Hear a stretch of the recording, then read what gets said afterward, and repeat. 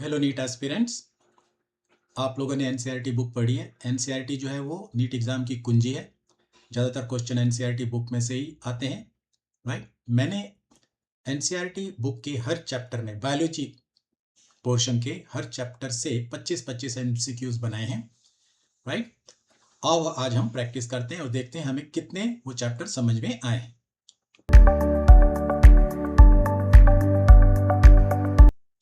So let us start with the breathing and exchange of the gases. पहला question है, the respiratory centre which regulates respiration is located in option A cerebral peduncle, option B vagus nerve, option C cerebellum, option D medulla oblongata. Time शुरू हो चुका है, 5 second. And the right answer is medulla oblongata. Medulla oblongata में there is a group that is called DRG, that is dorsal respiratory group. This sends the impulse to external intercostal muscles, जो कि inspiration करता है, right. 1 minute में 14 impulses जाती हैं, so we breathe around 14 times in a minute, जिसको breathing rate कहा जाता है। So the answer is medulla oblongata. Let us see the question number 2. And the question is, respiratory center of brain is sensitive to option A more oxygen concentration in blood, more carbon dioxide concentration in blood, blood pressure, या all of the above. and time starts now. तो respiratory centre जो है किसको respond करता है, sensitive to what? And the right answer is more carbon dioxide concentration in blood. याद रहे, our body can not detect the fluctuation in oxygen in our body. तो अगर ऑक्सीजन कम हो जाता है, our body cannot detect it, but our body can detect the elevation of carbon dioxide level inside our blood. ठीक है, इसको हम chemical regulation कहते हैं। So the right answer is option number B. Now let us do this question, that is the question number 3. Partial pressure of oxygen in the inspired and expired air is respectively, तो कितना होता है partial pressure oxygen का? A 159 and 104, B 158 and 40, C 195, D 40 and 95. And आपके 5 second हो चुके हैं। And the right answer is 159. तो 159 is the partial pressure of oxygen in air, and 104 millimeter of mercury is the partial pressure of oxygen in the alveoli of the lungs, so alveolus. ठीक है ना, right. Partial pressure क्या होता है? Partial pressure is the pressure exerted by individual gas in the mixture of gases. आपको पता है air is a mixture of gases, right. और जो एटमॉस्फेरिक प्रेशर होता है वो 760 मिलीमीटर ऑफ मर्क्यूरी होता है। ऑक्सीजन जो होती है वो 21% होती है oxygen. So 21% of 760 of millimetre of mercury जो है, it comes out to be 159 millimeter of mercury, and that is the partial pressure of oxygen. So the right answer is A. Now let us go to the next question. Factors determining the extent to which oxygen will combine with hemoglobin. तो कौन कौन से factor हैं जो affinity of the haemoglobin to the oxygen को increase करते हैं? Obviously ये फैक्टर्स आपको लंग सरफेस में पाए जाते हैं। Late us see the options first. A carbon dioxide in the blood, क्या ये फैक्टर डिटरमाइन करता है कि कितनी ऑक्सीजन हीमोग्लोबिन से कंबाइन करेगी? बी बॉडी टेम्परेचर, क्या ये फैक्टर डिटरमाइन करता है? सी ब्लड H+ कंसेंट्रेशन, क्या ये फैक्टर डिटरमाइन करता है? And D all of the preceding. And आपका टाइम शुरू होता है अब आप बताइए कौन सा राइट आंसर है? And the right answer is all of the preceding. वो कैसे? Obviously, carbon dioxide, partial pressure of carbon dioxide in the blood determines. तो अगर it is low PO2, right, then it will increase the affinity of the hemoglobin to the oxygen. So affinity of hemoglobin to the oxygen will increase. Body temperature क्या affect करता है? combining or binding of the oxygen to the hemoglobin? Yes. So low temperature will also increase the affinity of hemoglobin to the oxygen. So oxygen will combine. Blood H plus concentration, क्या ये determine करता है binding of oxygen to the hemoglobin? Yes, right? But इसमें भी low H plus concentration होगा अगर, तो it is going to increase the affinity of hemoglobin to the oxygen. और ये बात मत भूलो कि ये सब फीचर जो है that is low PO2, then body temperature is low and low H plus concentration lung surface में पाए जाते हैं. And that is why at lung surfaces the affinity of the hemoglobin to oxygen increases and oxyhemoglobin is formed. So the answer is D. That is all of the preceding. Now quickly let's go to the next question. Under the given concentration in blood, dissociation of oxyhemoglobin will increase if, आपको पता है, affinity of the hemoglobin to the oxygen decreases at the tissue surface. इसको हम dissociation कहते हैं. ये कौन से factors पर depend करता है? Let us see the option A, pH of the blood falls. B, pH of the blood rises. C, carbon dioxide concentration in blood falls. And D, free fatty acid concentration in blood falls. आपका time शुरू हो चुका है. And the right answer is pH of the blood falls. आपको पता है the conditions which are prevalent at the tissue surface is high PCO2, low PO2, low pH, high H plus concentration and more body temperature. So pH of the blood falls and this decreases the affinity of the hemoglobin to the oxygen, resulting in dissociation of the oxyhemoglobin into hemoglobin plus oxygen, and oxygen is released to be supplied to the tissues. pH of the blood rises? नहीं, pH of the blood rise नहीं करता है, fall करता है. Carbon dioxide concentration in blood falls? नहीं, tissue surface पे carbon dioxide concentration and PCO2 ज्यादा होता है, तो ये भी गलत हो गया. Free fatty acid concentration in the blood falls has nothing to do with the affinity of the hemoglobin to the oxygen. So right answer is A. Now let us go to the next question. That is question number 6. The carbon dioxide is transported via blood to the lungs. Mostly कैसे transport किया जाता है? In the form of carbonic acid only, as bicarbonate ions, in combination with hemoglobin only, dissolved in blood plasma. And time starts now. Good. आप लोगों में जो सही answer है अपना आंसर लिखना, ठीक है? एज बाइकार्बोनेट आयंस, ठीक है? आपको पता है around 70% of the carbon dioxide combines with water inside the RBCs, क्योंकि वहां पर carbonic anhydrase the fastest enzyme with the highest turnover present होता है, वो कार्बोनिक एसिड में बदल देता है, राइट? कार्बन डाइऑक्साइड और पानी को कंबाइन करके, and carbonic acid it breaks into H plus and bicarbonate ions. Bicarbonate ions RBC से तुरंत बाहर चले जाते हैं, right? And they are transported in blood as bicarbonate ions, mainly sodium bicarbonate ions. इसको बैलेंस करने के लिए chloride ions they go inside the RBC, which is called the chloride shift. ये पूरा मैकेनिज्म या प्रोसेस बिल्कुल रिवर्स होता है when this RBC reaches to the lung surface, right? So the right answer is B. Now let us go to the next question. During inspiration, the diaphragm, क्या होता है inspiration में diaphragm का? A shows no change, B contracts and flattens, C relaxes to become dome shape, and D expands. And आप लोगों में से बहुतों ने सही आंसर जरूर ढूंढ लिया होगा, राइट? अपना आंसर लिखना ना भूलें. And the right answer is contracts and flattens. तो इंस्पायरेशन में क्या होता है कि थोरेसिक वॉल्यूम इंक्रीज हो जाता है, राइट? जिसकी वजह से पल्मोनरी वॉल्यूम भी इंक्रीज होता है.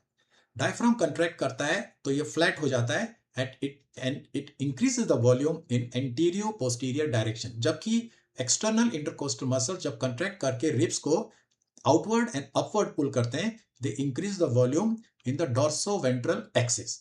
सो total increase the volume takes place and decrease in the pressure, right? Slightly less than the atmospheric pressure, resulting in diffusion of the gases rich in oxygen inside the thoracic cavity. तो इसका answer हो गया B. Good. Now let's go to the next question. That is 8. And the question is hemoglobin most strongly binds with. तो किसके साथ ज्यादा strongly उसकी affinity होती है? A. Carbon monoxide, B. Oxygen, C. Carbon dioxide and D. Ozone. And time starts now. Right? अपना answer जरूर comment box में लिखें. And the right answer is carbon monoxide की एफिनिटी बहुत ज्यादा होती है, right? Around 250 times more than the oxygen. तो ऑक्सीजन को कार्बन मोनोऑक्साइड के साथ कंपीट करना मुश्किल होता है. आपने पढ़ा ही होगा कि अगर इनकम्प्लीट कंब्यूशन हो रहा है, रूम के अंदर कुछ जल रहा है, राइट, और कार्बन मोनोऑक्साइड निकल रही है और खिड़की दरवाजे बंद हैं, then a person will die till morning, can die till morning, अगर उसकी ब्लड में कार्बन मोनोऑक्साइड एंटर कर गई है and it combine with the most of the RBCs. ध्यान रहे, less oxygen in the blood is not detected by our body thanks to carbon dioxide, जिसकी blood पे कंसंट्रेशन अगर हाई हो जाता है, our body can recognize only carbon dioxide. ठीक है? सो इसका आंसर हो गया A. Now let us go to the next question. That is question number 9. One main reason for emphysema is, आपको पता है emphysema में elasticity of the alveoli decreases. ये सिगरेट स्मोकिंग या पॉल्यूशन से हो सकता है. ठीक है? So let us see the option. What is the main reason for emphysema? A. Dyspnoea, B. Tobacco smoking, C. Eupnoea and D. Heavy exercise. ठीक है? डिस्पनिया होता है difficulty in breathing. So one main reason for emphysema is difficulty in breathing. B है tobacco smoking. And the right answer is tobacco smoking. Continuous cigarette smoking की वजह से जो है एम्फाइसेमा हो जाता है. The respiratory surface of lungs, that is alveoli, decreases and there is difficulty in breathing. Eupnoea होता है normal breathing at rest. Heavy exercise से कार्बन डाइऑक्साइड बढ़ता है because muscles they contract and they do aerobic respiration consuming the oxygen. So इसका answer हो गया, that is okay. Answer मैंने पहले दे दिया, but anyway, tobacco smoking. Now let us go to the next question. When blood carbon dioxide level rises, जब blood का carbon dioxide level rise होगा तो A. Dyspnoea, tobacco smoking, eupnoea और heavy exercise. तो कार्बन डाइऑक्साइड, इन सभी जो reasons दिए हैं, कौन से रीजन की वजह से कार्बन डाइऑक्साइड, ब्लड में कार्बन डाइऑक्साइड लेवल राइज होता है? तो डिस्पनिया इज डिफिकल्ट ब्रीदिंग, तो this is not the probable answer. Obviously tobacco smoking. Tobacco smoking जो है that decrease the surface area. ठीक है ना? एम्फाइसेमा करता है. Eupnoea, it's a normal breathing. Heavy exercise मैंने आपको बताया था, results in aerobic respirations of your muscles up to a level. उसके बाद एनारोबिक रेस्पिरेशन भी होती है when the supply of oxygen is less to your muscles. आप कंटिन्यूअस एक्सरसाइज कर रहे हो, राइट? तो ऑक्सीजन विल बी कंज्यूम्ड. ठीक है? मायोग्लोबिन के पास अटैच्ड ऑक्सीजन भी कंज्यूम हो जाती है और हीमोग्लोबिन जो ऑक्सीजन सप्लाई करता है वो भी कंज्यूम हो जाती है. उसके बाद एनारोबिक रेस्पिरेशन शुरू हो जाता है, लैक्टिक एसिड फॉर्मेशन हो जाती है, लैक्टिक एसिड जमा हो जाती है, राइट? ठीक है? तो carbon dioxide level increases out of this four option, that is in heavy exercise. So option is D. Okay, now let us go to the next question. Apnoea. अब आपको पता लग गया होगा कि एपनिया क्या है, तो मैं ज्यादा इसमें नहीं बोलूंगा. Apnoea is decreased ventilation, increased ventilation, laboured when breathing यानी difficulty in breathing and absence of breathing. आपका टाइम शुरू हो चुका है. And the right answer of apnoea is absence of breathing, right?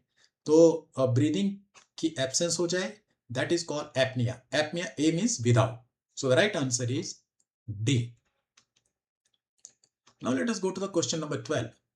Carbon dioxide is carried in blood in physical solution in the form of carba-aminohemoglobin, that is combined to the side chains of the hemoglobin, and in the form of bicarbonate ion. The proportion of carbon dioxide in different forms is respectively. A option देखें तो is it 7%, 70%, 23% or 77 and 23 or 23, 70 and 7 और 7, 23 और 70. Time आपका start हो चुका है, right? ये sequence में that is physical combined to hemoglobin and bicarbonate, and the right answer is option number D. 7% of the carbon dioxide is released in physical solution, right? That is in diffuse form in plasma.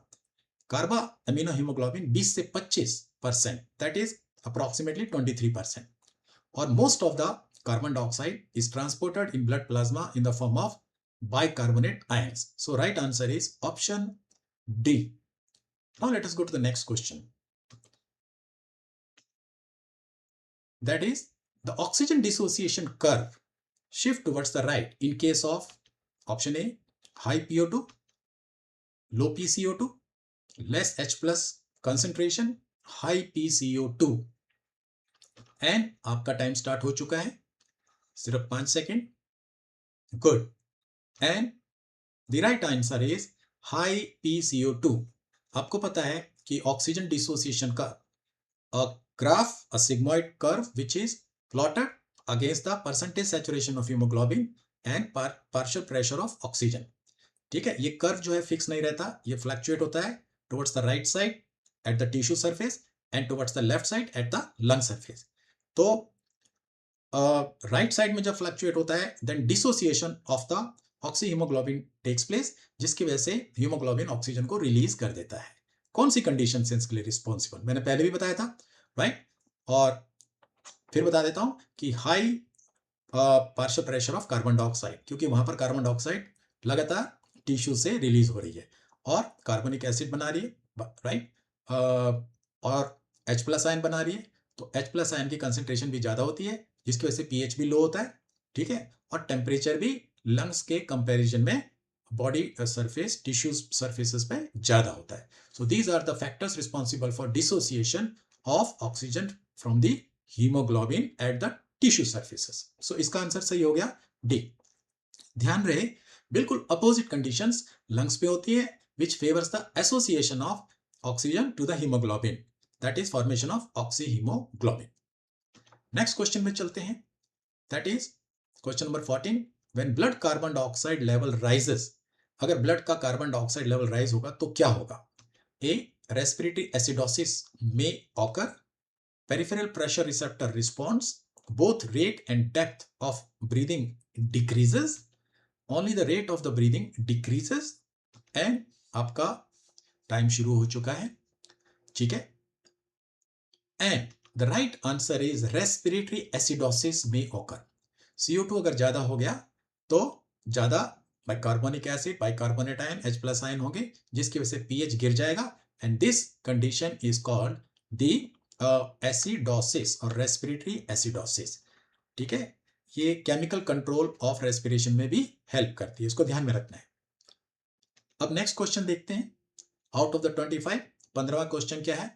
Select the correct options with regard to the mode of respiration in various animals.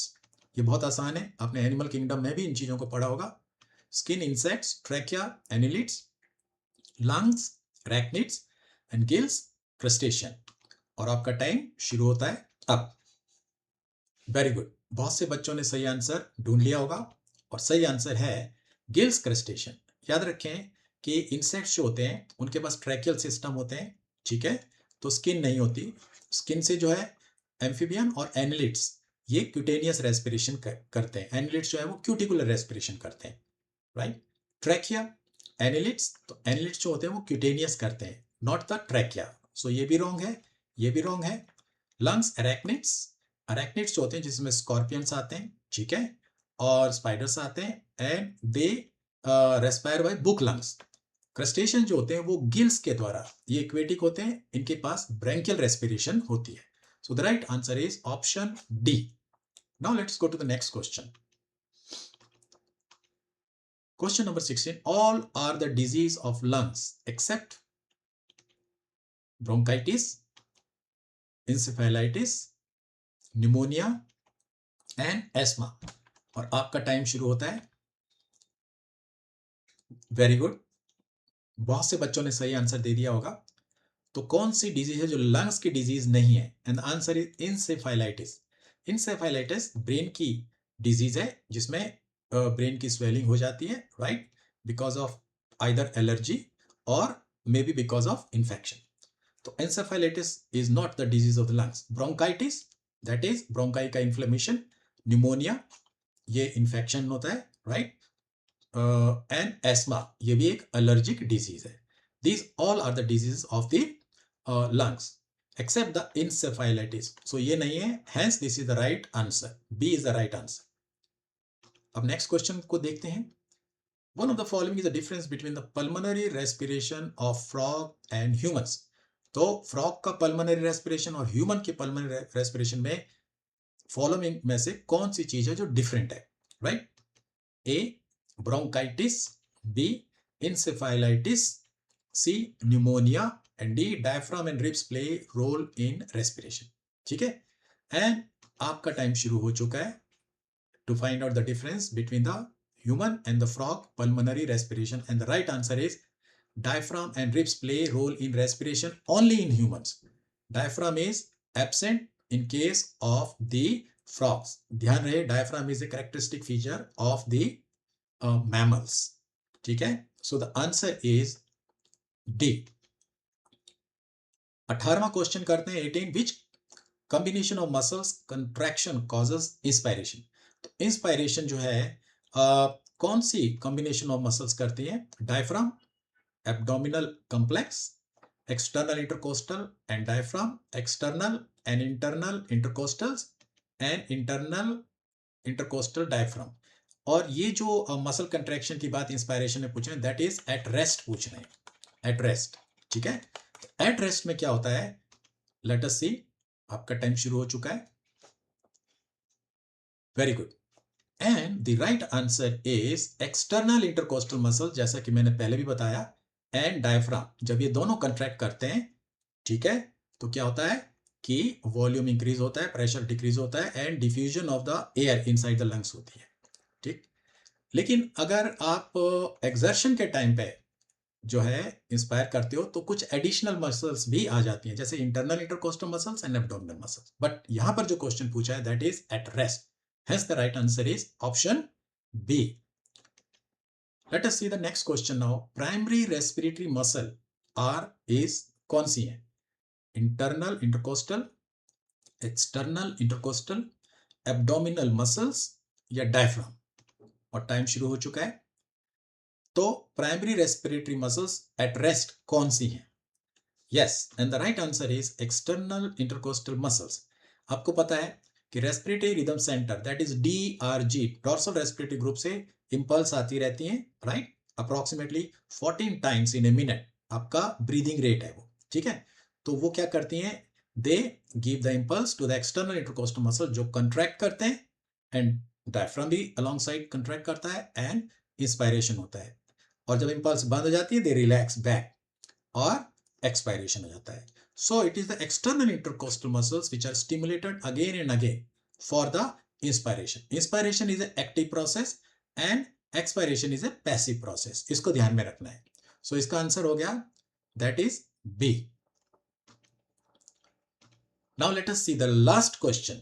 ठीक है. अपना score जरूर बताना कि आपके कितने question out of 25 सही हुए होंगे, right. So obviously this is 20th question, sorry. So inspiratory capacity of human is equal to TV plus ERV plus IRV, TV plus IRV, ERV plus IRV and TV plus ERV.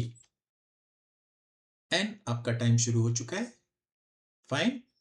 And the right answer is tidal volume and inspiratory reserve volume is inspiratory capacity. ठीक है. Tidal volume is the normal amount of air breathe in and breathe out. It is around 500 ml. जबकि inspiratory reserve volume forceful inspiration इसकी value होती है 2500 से 3000 ml तक। ठीक है, इनको जब कंबाइन कर देते हैं then we call it inspiratory capacity. Now let us do the question number 21। Mechanism of breathing vary among different groups of animals depending mainly on, तो जो डिफरेंट ग्रुप ऑफ एनिमल्स हैं उनकी ब्रीदिंग मेनली किस पे depend करती है? A habitats, B habits, C level of organisation and D both 1 and 3. That is habitat and level of organization. Your time starts now. And the right answer is both 1 and 3. ठीक है, यानी habitat अगर aquatic habitat है तो या तो branchial respiration होगी या जनरल बॉडी सरफेस होगी या स्किन होगी, राइट।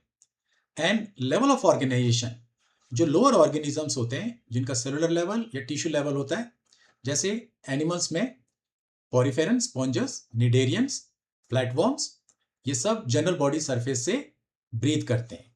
ठीक है, अगर एनिमल एयर में है और एयर को ब्रीथ करता है तो it may be by lungs और बाय क्यूटेनियस रेस्पिरेशन और बुक लंग्स।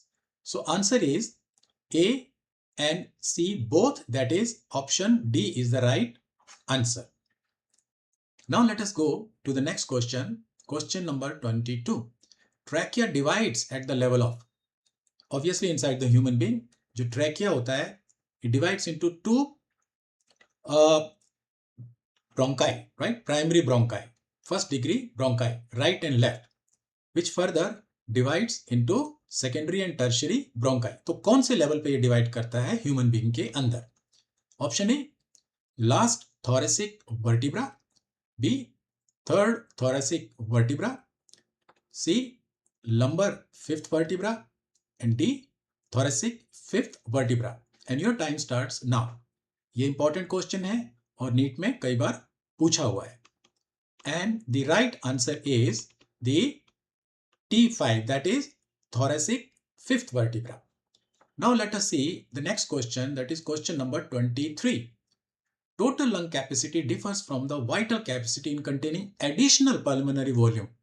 तो vital capacity के अंदर कौन सी additional volume आप add कर दोगे, so it becomes the total lung capacity. And the answer is A TV, that is tidal volume, B RV, that is residual volume, C ERV, expiratory reserve volume, and D IRV, that is inspiratory reserve volume. And time starts now. So total lung capacity is the capacity of the lungs, right, which depends on how much air our lungs can hold at a time. Okay, so and the right answer to this is residual volume is added to the vital capacity and it becomes total lung capacity. Now let us see the second last question, and that is exchange of the gases by entire body surface occurs in, किस किस में होती है? Sponges, B coelentrates, C flatworms and D all of the above. And time starts now. तो general body surface से कौन कौन breathe करता है? And the answer is all of the above. Sponges में भी जनरल बॉडी सरफेस से diffusion of the gases takes place, right? Oxygen in and CO2 outside, so they breathe water. Coelentrates में भी ऐसा ही होता है और flatworms जैसे कि planaria में भी ऐसा ही होता है। So the right answer is all of the above. Now students, आज का हम लास्ट क्वेश्चन करते हैं, that is 25th question. Concentration gradient for oxygen is in the direction from alveoli to the blood, tissue to the blood, blood to the alveoli, या both 1 and 2. And time starts now. तो oxygen का जो concentration gradient किस direction में होता है? And the right answer is alveoli to the blood. ठीक है, तो एल्वियोलाई के अंदर 104 मिलीमीटर ऑफ मर्क्यूरी होता है और ब्लड के अंदर 40, that is incoming deoxygenated blood के अंदर 40 होता है. So it diffuses from higher to lower partial pressure of oxygen, right, and then become arterial or oxygenated blood. So the right answer is option A. Thank you. Keep on watching these kind of videos. मैं सभी chapters के 25-25 MCQ बना के लेके आऊंगा. Thank you.